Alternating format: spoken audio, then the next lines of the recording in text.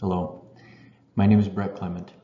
This is my oral presentation of my scholarly project in partial fulfillment for the requirements for the degree of Doctor of Nursing Practice from the Catherine Macaulay School of Nursing at Maryville University. My project is a retrospective analysis of obstetrics telemedicine in correctional healthcare. The genesis of this project began with the identification of health disparities in our population and the desire to make positive changes that would decrease those disparities.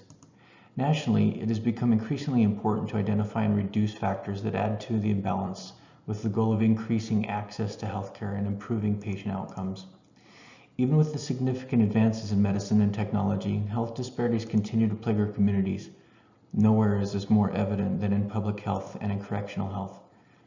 Here, there are large concentrations of underserved and disadvantaged populations where rates of chronic disease such as high blood pressure, diabetes, and viral infections such as hepatitis and HIV are higher than the general population in the United States. In general, this population has had greater prevalence of disease, and they have far less access to healthcare, complicated by factors like socioeconomic status, environmental disadvantages, unemployment, lack of education, and access to insurance. This all places a large burden on healthcare systems that already struggle to meet the needs of the complicated populations. This is concerning, especially for the vulnerable populations that require specialized health services. An example of this are the pregnant women who are incarcerated. By the end of 2016, the United States Department of Justice and the Bureau of Justice Statistics reported an over 742% increase in the number of incarcerated females from the same statistic that was collected in 1980. At any given time, nearly 73% of all incarcerated females are between the ages of 18 and 44 years old. While there is no systemic reporting of pregnancy status from the Bureau of Statistics, generally accepted estimates indicate that between 3 and 10% of this population are pregnant during their incarceration. With that in mind, this would indicate that nearly 100,000 women currently incarcerated in the United States are pregnant. An assessment found that local figures closely mirror the national statistics, and this was alarming to administration at the jail. A rapidly growing population of incarcerated pregnant females is straining a healthcare system in corrections. Providing prenatal care within a correctional facility is, to say the least, challenging. This environment was never designed to be soft and/or accommodating. In fact, it was never really designed to accommodate gender-specific healthcare needs. Healthcare in many correctional facilities struggle to even meet the basic needs of their community standards. Access to gender-specific healthcare, specifically those related to prenatal care, are further complicated when on-site prenatal care is either not available or not sufficient. A lack of standardized prenatal care and services in this environment increases the risk of complications during pregnancy. This is especially true when intensive medical supervision is necessary. A community standard of care, especially for this population, becomes more important considering the statistically higher incidence of high-risk medical conditions caused by lack of health care, substance abuse, chronic health problems, complicated obstetrics history, or mental health history. It was believed that measurable reduction of health disparities and costs associated with those provisions of care for this population could be accomplished by expanding the role of medical technologies such as telemedicine in coordination with community-based obstetrics groups. The goal of the institution was to address health disparities by improving access to high-risk obstetrics and prenatal care for this population, while also maximizing resources and minimizing costs. A telemedicine program was implemented as a process improvement. Partnering with high-risk obstetrics office in the community, the program was designed to increase access to care by providing up-to-date, evidence-based services without having to transport individuals outside the secure perimeter of the jail. The purpose of my project is to evaluate recorded data related to this intervention to determine what effect, if any, the telemedicine program had on individuals' access to prenatal services, and to report findings to help the administrators and stakeholders to determine efficacy and sustainability of such a program. The inclusion criteria for this population of interest for this project included incarcerated females who were pregnant during their incarceration in a county-operated adult detention center in Utah. Essentially, it's a county jail. It was necessary that individuals were incarcerated between January 1st, 2019 and January 1st, 2021. This allowed for 1 year prior to the intervention and 1 year after the intervention for evaluation. Additionally, records would need to indicate that the individual received or at least partially participated in one face-to-face or one telemedicine prenatal encounter during their incarceration.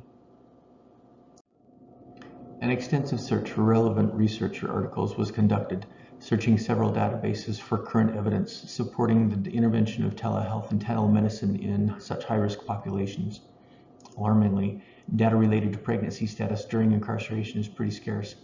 Even more striking was the lack of standardized prenatal or gynecological care between institutions. What may have been established in one facility may not even exist in another. It was evidence that with special focus related to reproductive health for women and obstetrics care during incarceration, institutions could change the direction of disparity and improve outcomes for the individuals and for their communities. The overall objective was to collect and analyze data related to the process improvement. Following the implementation of a telemedicine program, a retrospective analysis was used to identify measurable changes in access to healthcare. This was important because the population affected by this improvement were both incarcerated and pregnant. This protected status poses significant challenges related to conducting and analyzing research. The variables identified for this analysis were the number of completed prenatal visits, either face-to-face encounters or those completed over telemedicine. The intervention was designed and implemented as a process improvement and treatment augmentation, not a research project. Still, approval for this project was obtained through a formal review from Maryville University Institutional Review Board. Primary data collection consisted of a statistical audit of patient medical charts. Quantitative measurements were retrospectively abstracted from medical charts through authorized access to a secure electronic health record and adjudication records associated with each of the encounters. A sample of 153 patient records was included in this project, consistent with the inclusion criteria established with the project. Variables were limited to population size, the total number of complicated prenatal encounters for each individual, and the cost associated with each encounter. Variables were further classified by separating the number of face-to-face encounters from those from telemedicine encounters. Only the abstracted data collected and recorded on the data collection sheet were included in the analysis. As a retrospective observation, data was previously documented as part of the patient record and was initially collected for reasons other than research. Participants were not directly involved with this project, nor did the researcher contact, communicate with, or include participants during the data collection. Data collection was performed with, within a designated secure area of the correctional facility. Authorization for access to this electronic healthcare record was granted through the organization's administration. All efforts were made to protect the information in compliance with Health Insurance Portability and Assurance Act, HIPAA rules. All abstracted information and data was de-identified before it was recorded on the data collection sheet. This was to ensure confidentiality and protect the integrity of the protected health information. Data not related to this project was not accessed, nor was it removed from the EHR by the researcher. The jail administration intended to increase the rate of prenatal encounters. They wanted to accomplish this through implementation of telemedicine. In order to determine if the rates of utilization of service were significantly different from each other as a result of the intervention, two proportion z-test was necessary. The degree of representation and the intervention significance was determined through a variance analysis by comparing the two groups. Data from 2019 was identified as the control group, and the data reflected the use of service before the intervention. Data from 2012 was then identified as the treatment group, as this data reflected the use of service following the intervention. Central tendency data, including the mean and standard deviation of data for both of the groups, were calculated to determine the variance or the variability between them. By calculating the difference between the two groups divided by the standard deviation of the central group, the effect size was determined to be 0.58. The effect size is essential as it represents the strength of the relationship between the intervention and the populations. A value of 0.58 represents a moderate to strong effect size. A power analysis was then performed to determine the appropriate sample size necessary to achieve selected levels of power. Based on the estimates of the effect size of 0.58 for an alpha of 0.05, the number of participants of each group would need to be between 59 and 85. Appropriate sample size was achieved for this project, as a total of 439 prenatal encounters were included in this project's observation and data collection. In 2019, there were 258 prenatal encounters. In 2020, there were 181. A two-proportion z-test was necessary to determine if the rates of utilization of service were significantly different from each other in relation to the intervention, as the relationship of the rates of service were proportional to each other. In order to satisfy the assumptions of the statistical method, 3 requirements had to be met. First, the sample had to be random. This was accomplished as every pregnant individual in the facility is offered prenatal care, yet they have the right to refuse care or refuse to participate in that care if they choose. Each has equal chance of being included in this project. Number 2, the variables had to be independent of each other. This was true as each prenatal counter was separate from the other.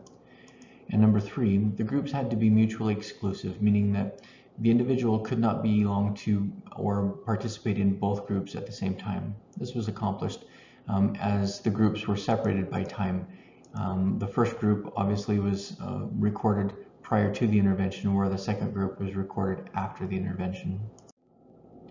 This retrospective analysis found statistical significance in the use of prenatal services following the implementation of the obstetrics telemedicine program. With a z-score of 9.66 and a p-value of less than 0.01, this would suggest that we reject the null hypothesis, which would be that there was no difference following the implementation of the telemedicine program. A 2-sample z-test was performed to determine the difference of the 2 proportions. The confidence interval suggests a true change in ratio from pre to post intervention. A confidence interval was 95%. On average, service utilization increased by 46% following the implementation of obstetrics telemedicine program, again with a confidence interval of 95%. Telemedicine is a good example of combining clinical expertise and best practice to create a program that equates to a community standard of care and offers unique solutions to the high-risk conditions associated with pregnancy within a complex environment like corrections. The specialized program provides a blending of services by creating an avenue to improve quality of care and hopefully to improve patient outcomes. Healthcare delivery is influenced and improved by advancements and changes in technology. By augmenting existing programs with telemedicine, healthcare teams, including advanced practice nurses, will provide specialized services to critically underserved populations. Implementing telemedicine in corrections will allow healthcare providers to improve the delivery of care, address health disparities in their community, and expand ethical and cultural responsibilities, also developing clinical knowledge. Nurses will educate and empower patients, encouraging them to actively participate in their own care. Patients will be introduced to critical services in their community. Stronger health literacy for the individual will help to improve patient outcomes and will help to strengthen the community. Advanced practice registered nurses have a unique opportunity to implement changes through the development and the use of technology in corrections. Translation and implementation of best practice through successful application and intervention programs like obstetrics telehealth can significantly impact underserved populations. Cooperation between APRNs in the correctional facility and community-based healthcare providers will provide vital services and treatments by promoting continuity of care, both during incarceration and following a release from custody. Patients meet with providers during their incarceration, receive treatments, then education and resources that they need to improve their circumstances and to ensure best outcomes for their pregnancy during their incarceration. Additionally, they're connected with providers from their own community and programs that will help them to succeed following their release from custody. An obstetrics telemedicine program in corrections will address the significant need for prenatal health care. Successful implementation of the program would help to highlight the need for similar services in other areas of medical and mental health within corrections. Coordinating care with local healthcare programs and clinics would help to reduce notable disparities further and to help strengthen the community. Successful transition and reentry into the community are fortified when individual obstacles such as homelessness, income, education, and healthcare needs are addressed. Providing resources and connections in the community through telehealth would also discourage and reduce recidivism and help to support a healthier family unit, which also strengthens the community. Limitations of the project included study design, data quality, sampling deficiencies. The project design was a retrospective analysis of data rather than a cohort study or a cross-sectional survey. A retrospective analysis depends solely on the data previously collected for reasons other than the research project. Data quality would be considered a limitation because the essential data may be missing or not collected at all. This would in turn restrict the analysis and application of that data. Sampling deficiencies would be a limitation because the entire population consists of incarcerated individuals. Therefore, the sample would be restricted to the available population. Data was obtained from a non-probability sample, as the data available for the analysis pertained only to a small percentage of the available population. Obstacles related to sampling became evident with the World Health Organization declaration of COVID-19 being a pandemic in March of 2020. As a result, active measures were taken to reduce the risk for individuals at high risk for COVID. Measures included releasing individuals from incarceration and restricting new incarcerations. This action reduced the jail's overall population, including the sample population of the women who were pregnant. Following the implementation of the telemedicine clinic, there appeared to be a significant improvement in access to prenatal services, at least to the frequency of use. Though the sample can never perfectly represent the population, it stands as a good representation. However, for future studies would benefit from random sampling of a greater population, thus improving the representation and the outcomes. Successful implementation of this program like this provides infrastructure, policies, and templates essential for the application of other specialties. It would improve access to specialized services that may not otherwise be available to incarcerated persons. The use of telemedicine may enhance continuity of care for patients and permit multidisciplinary exchanges for providers.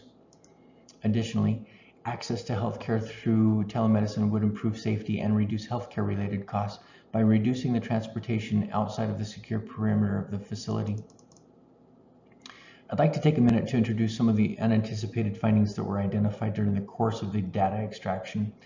While a cost analysis was not the primary objective in this project, there was a substantial cost savings as a result of the program. What I found during the course of the study was that prenatal encounters incurred the same contracted price regardless of face-to-face or telemedicine visit. The cost savings occurred at the level of transportation. Each off-site transport visit had a transportation fee of between $150 and $300. In 2020, there were 140 telemedicine visits recorded. Keeping the visits on-site, thus avoiding the transportation fee, would equate to an estimated cost savings of between $22,000 and $25,000 for 2020 alone.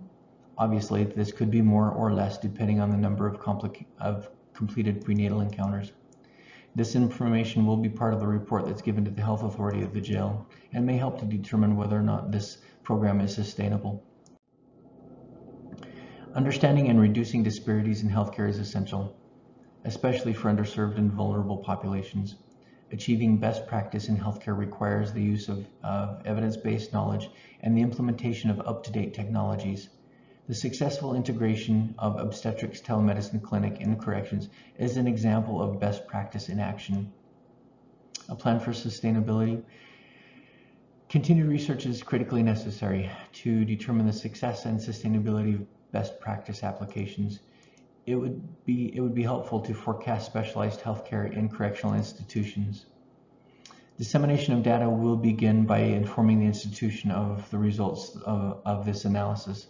If approved, further dissemination of results through publication could provide other clinicians and other institutions with the clinical knowledge that would help them to improve their patient outcomes. I'd like to acknowledge so many people for their support, influence, and contribution to this program, and certainly to my project.